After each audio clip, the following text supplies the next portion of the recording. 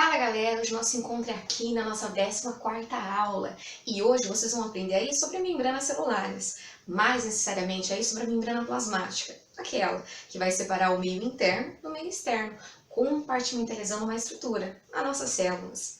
Então hoje, fiquem atentos a essa videoaula, vou detalhar as estruturas bem como aí a função da membrana plasmática. Então, uma caneta e um caderno na mão, tá aí mais uma videoaula para vocês. Roda a vinheta!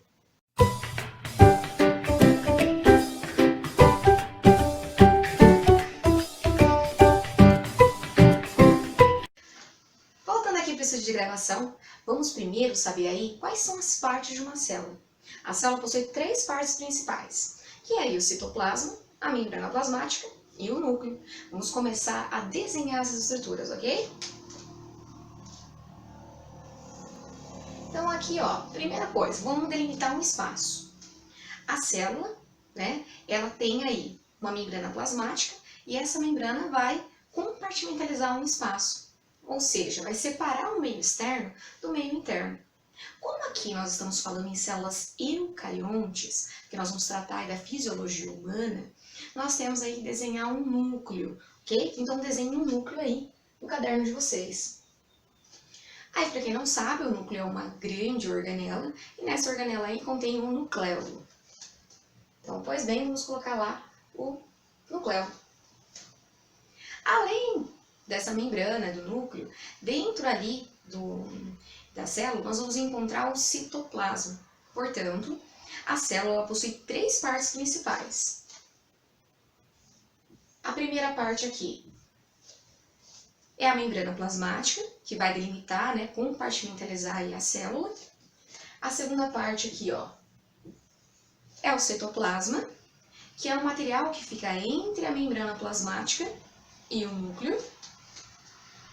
E a sua terceira porção aí é o núcleo. Pronto, aqui nós temos uma célula eucarionte. É o que nós vamos precisar aí para as nossas aulas, já que nós tratamos da fisiologia humana. No caso do citoplasma, o citoplasma ele possui duas partes principais. A primeira parte é o citossol. Quem seria o citossol? É um líquido intracelular, aquele que vai conter água, no caso ali também solutos que vão estar dissolvidos e também partículas que vão estar ali suspensas, né? Bem como as organelas. Nesse caso aqui, então, o citoplasma, ele contém o citossol, que é a porção líquida, e também ele vai conter as organelas.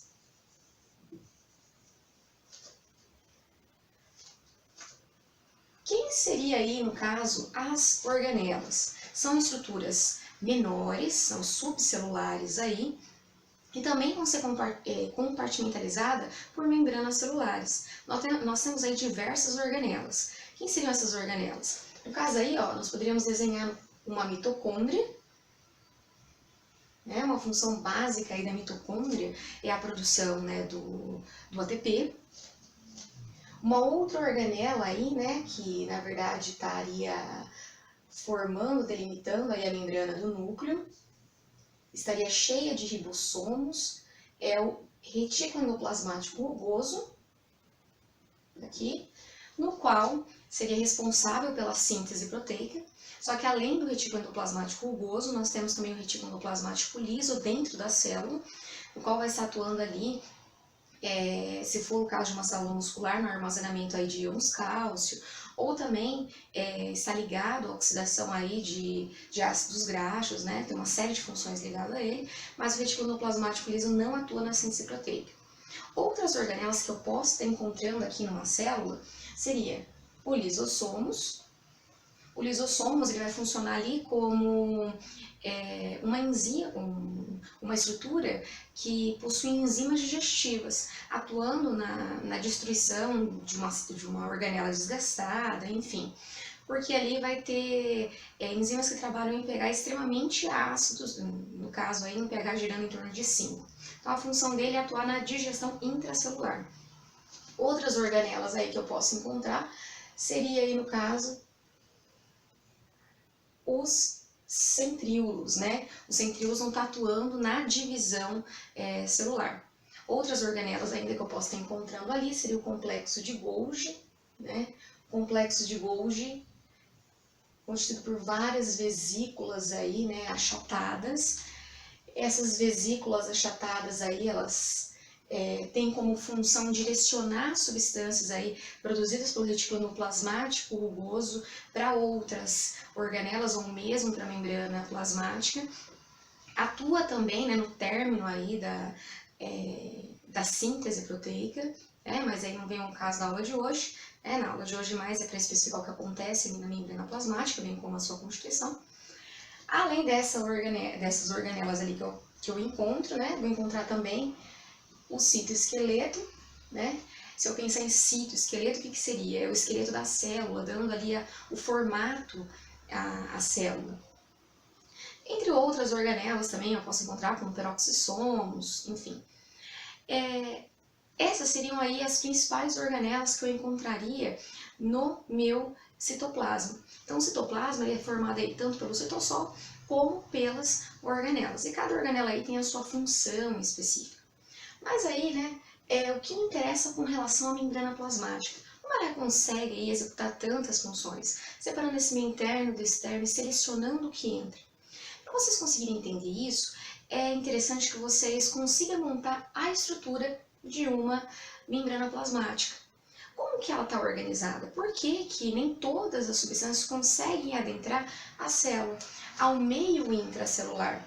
E por que também assim é tão fácil que substâncias hidrofóbicas possam vir entrar desde que essas moléculas sejam pequenas? E também porque algumas substâncias muito grandes, elas não conseguem entrar por simples transportadores, mas sim aí elas vão ter que ser englobadas pela célula num processo conhecido como endocitose. Vamos ver aí como é a característica de uma membrana plasmática? Pronto, agora vamos entender aí qual é a estrutura dessa membrana plasmática. O que faz aí com que ela tenha tantas funções e ao mesmo tempo também ela vai dar o suporte estrutural para a célula. Novamente, vamos colocar as partes que constituem uma célula, que inclui membrana, citoplasma e núcleo. O que nós vamos abordar aqui vai ser a membrana plasmática. Então vamos dar um zoom nessa membrana.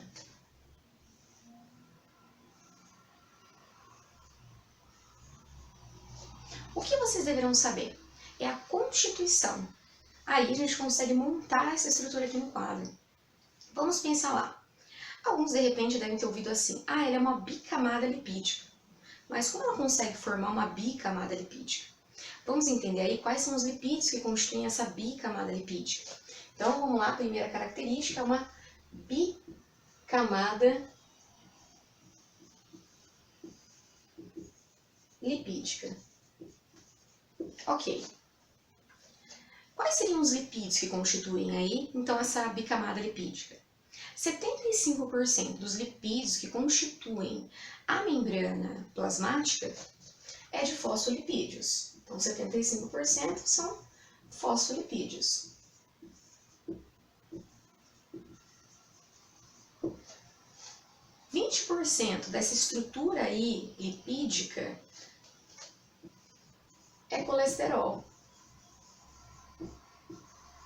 Aí muitos devem estar se perguntando em casa, ué, mas o colesterol não é ruim para o meu organismo?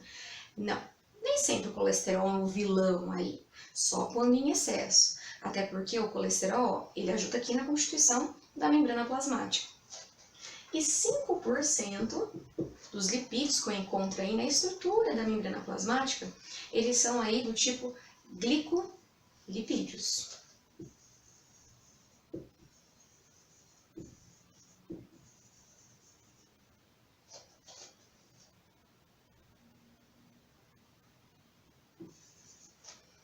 Prontinho, glicolipídios. Vamos aí então verificar como que é um fosfolipídio. Para quem não se lembra aí como era um fosfolipídio, eu aconselho lá que vai para a aula de lipídios, para tentar lembrar um pouquinho lá sobre as classes dos lipídios. Você já lembra, vamos só dar uma recapitulada bem breve. O que seria um fosfolipídio? Fosfo vem do grupamento fosfato, lipídio lá com aquelas características do lipídio. Então quando vocês olharem lá uma membrana plasmática, vai estar assim, ó, né? Um círculo, uma cabecinha e duas perninhas. Mas o que quer dizer essa cabecinha aqui? Esse é o grupamento fosfato. Esse grupamento fosfato, ele é polar. Se ele é polar, ele se dissolve facilmente em água. Ele se liga à água. Então, aqui ele é polar. O que significa aqui essas duas perninhas aqui? Na verdade, cada uma aqui representa uma cadeia de ácido graxo. E esse ácido graxo aqui, no caso, né, é uma cadeia longa de hidrocarboneto.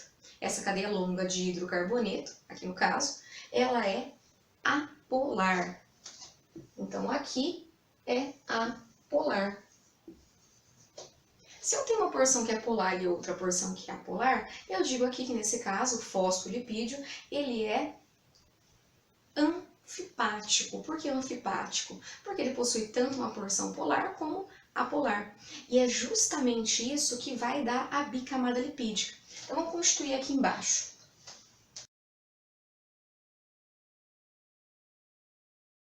Olha só. Como essa porção aqui, ó, é a porção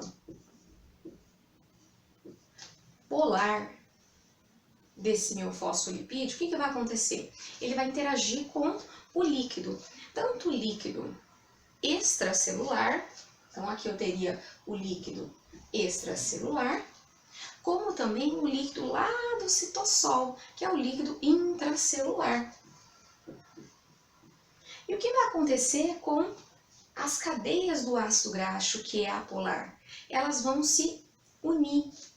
Por isso que adquire esse formato de bicamada lipídica. Então é importante aí que vocês vão acompanhando a estrutura da membrana plasmática para não ter que ficar naquele decoreba. É muito melhor vocês tentarem montar essa estrutura aqui de acordo com as características de cada um desses elementos que compõem a membrana plasmática. Então agora fica fácil, né? Porque o fosfolipídio, ele tem uma porção polar, então polar se liga com polar.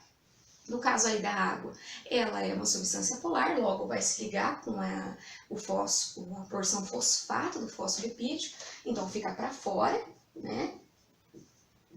E essa porção aqui, que eu digo como hidrofóbica, né? Que é a porção apolar do meu fosfolipídio, vai ficar para dentro.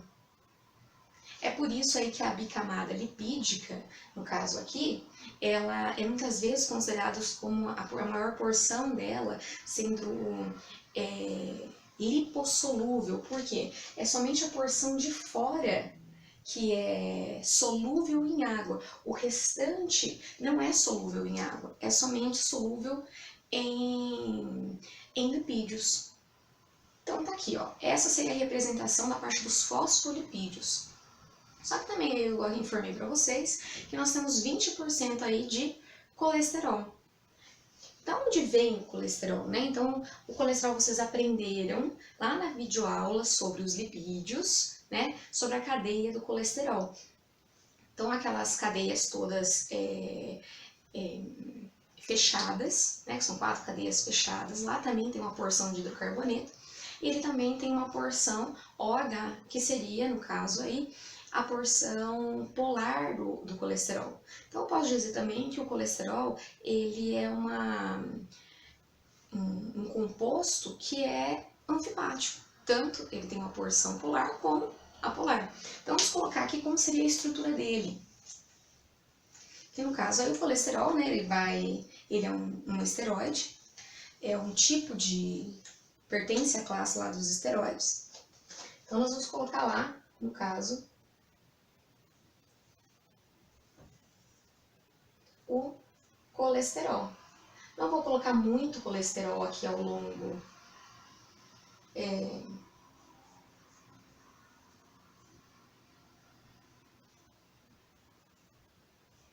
né, só para representar as cadeias aí fechadas.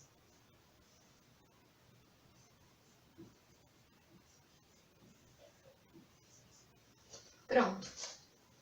Então aqui eu teria, representando aqui como número 1, né, os fosfolipídios. Aqui o número 2 eu teria aí o colesterol, sendo que a sua porção hidrofóbica fica voltada para o interior da membrana e a sua porção hidrofílica fica voltada para fora. Só lembrando que a porção hidrofílica do colesterol corresponde ao grupamento hidroxila OH. Então, na verdade, assim, não é completamente anfipático, não. Na verdade, ele tem mais porções que são apolares do que porção que é polar, ok? Agora, só lembrando, nós também temos, além desses tipos de lipídios, um que representa 5% que seriam os glicolipídios. O que seria um glicolipídio? O glicolipídio é aquele que contém aí oligosacarídeos ligados a ácidos graxos. Como que eu representaria, né? Então, vamos pegar lá.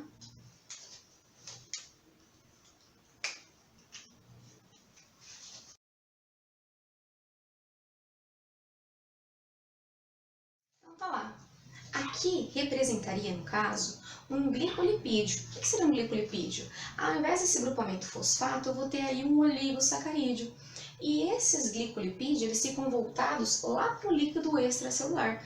Eu não encontro lá no líquido intracelular. É isso que faz, né, com que a membrana plasmática ela seja considerada assimétrica. A sua porção correspondente ao líquido extracelular ela é diferente em composição do líquido intracelular. Então, essa parte aqui de lipídios, nós já montamos. Agora, nós vamos montar aí a que corresponde a das proteínas, ok? Além da porção lipídica, nós temos também a porção proteica. As proteínas que estão inseridas aqui na minha membrana, elas podem ser integrais ou elas podem ser consideradas periféricas. Então, anotem aí.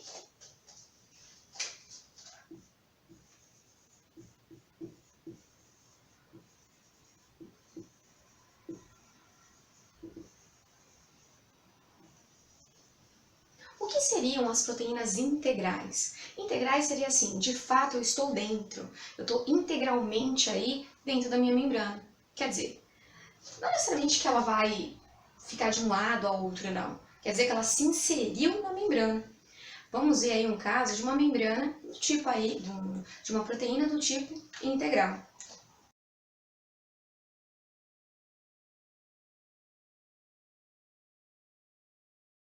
Prontinho. Olha só.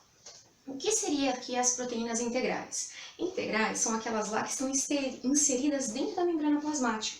Ou elas podem passar de um lado a outro da membrana plasmática, no caso elas são consideradas como transmembranas, porque passou de um lado ao outro, ou então elas podem estar inseridas parcialmente, mas ainda não deixam de ser integrais, porque ela se integrou na membrana plasmática. Agora, no caso aí das periféricas, o que seria uma proteína periférica? As periféricas, elas vão estar na periferia. Elas não se inserem dentro da membrana plasmática e geralmente elas são encontradas voltadas para o líquido intracelular. Elas têm mais função aí enzimática, né? Quem tem a maior parte aí das funções são as integrais. Vamos ver aí uma função das integrais. A primeira função dela seria aí, no caso, de funcionar como um canal iônico. Por quê? Aqui na membrana plasmática, por ser constituída na sua maior parte por lipídios, só vai conseguir passar livremente ali quem for lipossolúvel. Substâncias ditas como polares ou substâncias iônicas vão ter muita dificuldade em passar pela membrana plasmática. Aí elas vão precisar de uma ajudinha para passar ali. Essa ajudinha seria quem? Poros. E esses poros são oferecidos pelas proteínas. Aquelas aqui que eu mostrei para vocês, transmembrana, do tipo aí, né, integral. Então, no caso aqui, a proteína integral, ela pode funcionar como canal iônico. O que seria isso? Ela é específica para cada íon, como no caso o íon potássio, permitindo a entrada desses íons. Olha só esse esqueminha aí legal que eu vou passar para vocês através de massinha de modelar.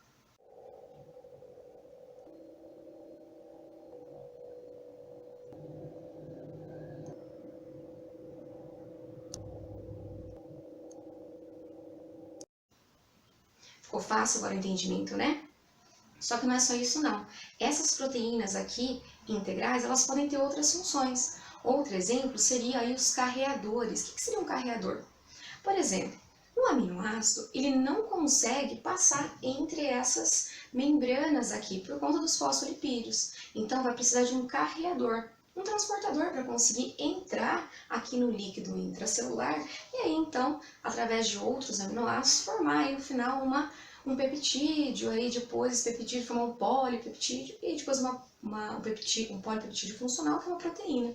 Então precisa da junção de vários aminoácidos. E para esses aminoácidos conseguirem entrar, eles precisam de um carreador.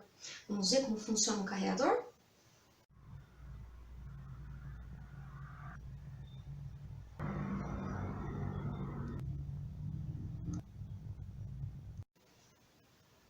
Ficou fácil agora, né? Só que não para por aí as funções das proteínas, não.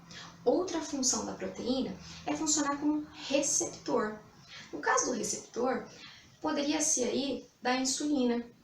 A insulina ela se liga ao receptor, permitindo aí, né, uma transformação celular. E aí, no caso, né, permitir que a célula ela possa receber por outros transportadores a glicose.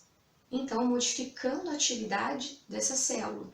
Olhem aí como que funciona um receptor através aí de uma proteína que está inserida dentro de uma membrana plasmática.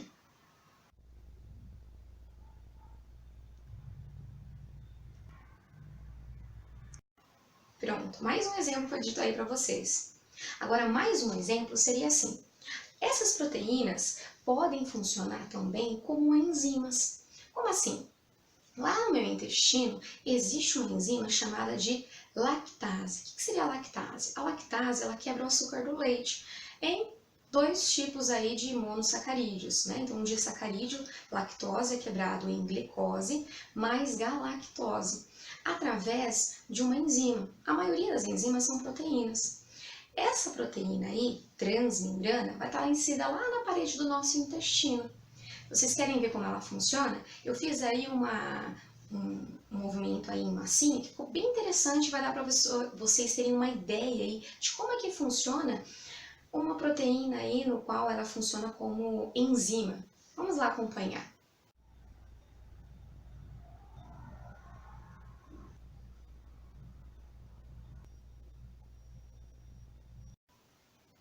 Pronto, ficou fácil, né? Então aí essa é uma das grandes aí funções das proteínas. Só que a maioria das proteínas ditas aí como integrais, elas também vão ser ligadas com glicosídeos, né? Na verdade são ligados aí a carboidratos, a oligosacarídeos, né? Então tá lá. Se vocês forem observar aqui, nós temos então os carboidratos também fazendo parte da membrana plasmática. E aqui, ó, vocês podem observar os glicolipídios, nesse caso aqui o A, né? E as glicoproteínas que representam o B. Essa observação aqui tem que ficar bem claro para vocês em que sentido? Porque isso aqui representa uma assinatura molecular. As células elas vão ser diferenciadas uma da outra justamente por conta desses glicolipídios e glicoproteínas, que vão formar uma espécie de glicocálice, né? Esse glicocálice aqui atua no reconhecimento de outras células. E é importante, por exemplo, também para as funções imunes. Por exemplo, um leucócito reconhece uma célula estranha através aí, ó, do seu glicocálice. Outra característica do glicocálice é o reconhecimento aí do sistema ABO. Então, o seu tipo sanguíneo também vai ser reconhecido por esse glicocálice. Mais uma característica do glicocálice é promover a hidratação lá no trato respiratório, porque a mucosa ela também tem um glicocálice e o glicocálice ele é capaz de atrair moléculas de água. Então, olhem só como é importante esses glicídios ligados tanto à proteína como a lipídios. Então, nós constituímos aí uma membrana plasmática. A partir disso, fica fácil entender um pouco a função dela. Em que sentido? A primeira função é muito óbvia, que seria a compartimentalização de uma estrutura, no caso aqui a nossa célula, separando o meio externo do interno. Pela própria estrutura já é fácil de perceber. Nem todas as substâncias vão conseguir passar, não. Então, quer dizer que a membrana plasmática atua na permeabilidade seletiva. O que seria isso, a permeabilidade seletiva? Quer dizer que ela vai selecionar o que entra e o que não entra. Vamos dar um exemplo. O oxigênio e o CO2 passam livremente pela membrana.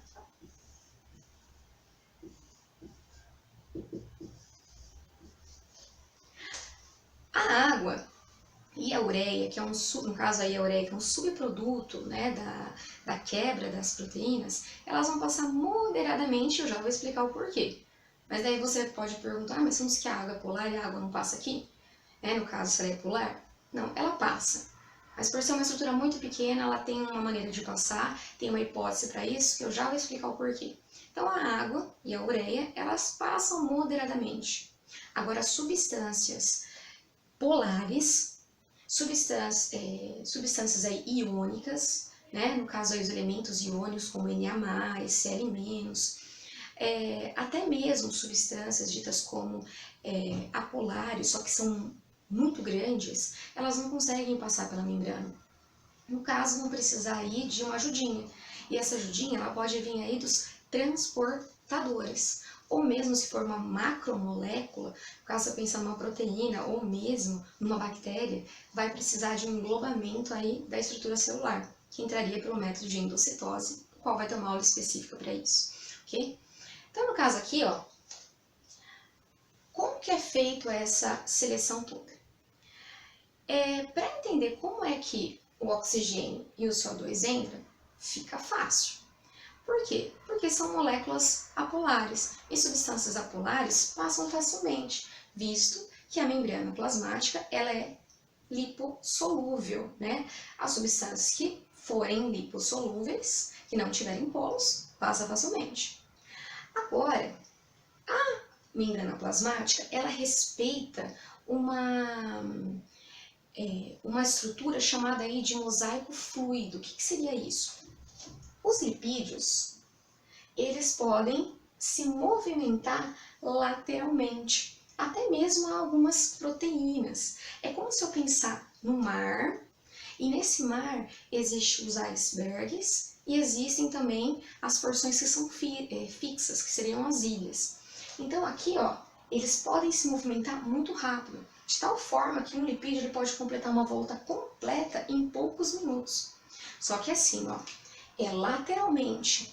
Dificilmente um lipídio vai sair daqui e vai passar pelo outro lado da membrana, por conta que essa porção aqui é hidrofílica. Então, no caso, como ela consegue se movimentar, isso é importante no sentido da regeneração tecidual, na regeneração da célula. Se de repente um lipídio, um fosfolipídio foi destruído, um outro pode passar para a região que foi lesionada, então atuar na reconstituição daquela membrana, ou mesmo se uma proteína for destruída. Então essa movimentação é muito importante no sentido de reconstituição da parede, da membrana celular, né? No caso aqui da membrana celular. E essa movimentação ela acaba criando lacunas. Essas pequenas lacunas é o que provavelmente permitiria a entrada da água, que é uma substância aí polar. Então, é por isso que alguns perguntam, mas se a água ela é polar, como que ela vai passar aqui se a membrana ela é apolar? É justamente por esse movimento aqui do mosaico fluido, permitindo aí essa abertura em lacunas, daí a água consegue passar, mas isso aí ainda é uma hipótese, não tem nada comprovado. Seria o mesmo caso porque a ureia ela consegue passar. E esse mosaico fluido, o que seria isso? Né? Quer dizer que a membrana ela não é completamente rígida. Na verdade, essa disposição aí em ser fluida, ela vai ser dada justamente aqui pelos ácidos graxos. Nem todo o ácido graxo ele é formado por uma cadeia saturada. Existem as insaturações. Essa insaturação promove curva na cadeia do ácido graxo. E essa curvatura que dá esse fluido à membrana plasmática. Só que se ela fosse completamente fluida, não daria uma estrutura não daria uma estrutura que permitisse o suporte da minha célula. Então é por conta disso que eu tenho também o colesterol, né, que em contrapartida daí vai me dar estrutura mecânica para essa membrana plasmática. Então, respeito o modelo mosaico fluido, no qual existe uma movimentação entre os lipídios, lateralmente entre as proteínas, que atuam aí, no caso, se o meu tecido ele for, minha célula for lesionada, mas também ela não é completamente fluida, porque se fosse fluida não teria um suporte mecânico, e esse suporte mecânico aí, né, ele vem a ser dado também pelo colesterol, que deixa a estrutura um pouco mais rígida. Então, se eu pensar lá no caso dos casais que são inférteis, né, e acabam optando pela fertilização in vitro, o que vai acontecer? No momento que a agulha ela perfura a membrana plasmática, ela simplesmente ela vai se soltar ali, né, vai se fragmentar, não.